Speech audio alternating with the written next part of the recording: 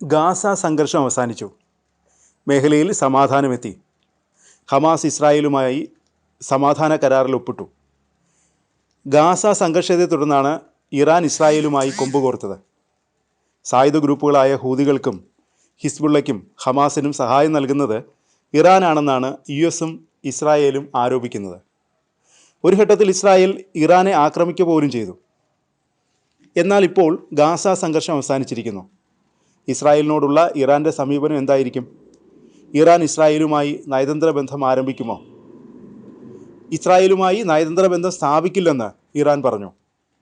ഇസ്രായേലുമായുള്ള ബന്ധം സാധാരണ നിലയിലാക്കാൻ ഇറാന് കഴിയുമെന്ന് ഒരാഴ്ച മുമ്പ് US പ്രസിഡന്റ് ഡൊണാൾഡ് ട്രംപ് പറഞ്ഞിരുന്നു.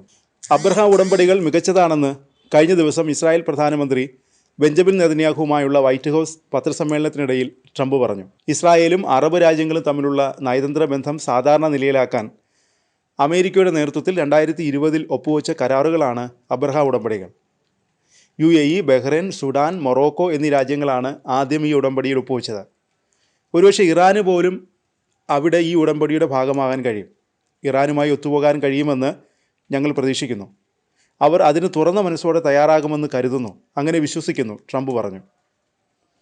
വെള്ളിയാഴ്ച പ്രാബല്യത്തിൽ വന്ന ഗാസയിലെ ഇസ്രായേൽ ഹമാസ് വെടിനിർത്തൽ കരാർ പ്രഖ്യാപിക്കുന്നതിനിടെയാണ് ട്രംപ് ഈ പ്രസ്താവന നടത്തിയത്. ഇറാൻ കരാറിനെ പ്രശംസിച്ചു. എന്നാൽ ഇറാൻ ഇസ്രായേലിനെ അംഗീകരിക്കില്ലെന്ന് അവരുടെ വിദേശകാര്യമന്ത്രി അബ്ബാസ് അരാങ്ചി പറഞ്ഞു. അതിനിടെ ഹമാസുമായുള്ള വെടിനിർത്തൽ കരാർ ലംഘിച്ചാൽ ഇസ്രായേൽ വലിയ വില നൽകേണ്ടി വരുമെന്ന് തുർക്കി പ്രസിഡന്റ് എർദോഗൻ മുന്നറിയിപ്പ് നൽകി. കരാറുകൾ ലംഘിക്കുന്ന ഇസ്രായേലിൻ്റെ ചരിത്രത്തെയും എർദോഗൻ വിമർശിച്ചിട്ടുണ്ട്.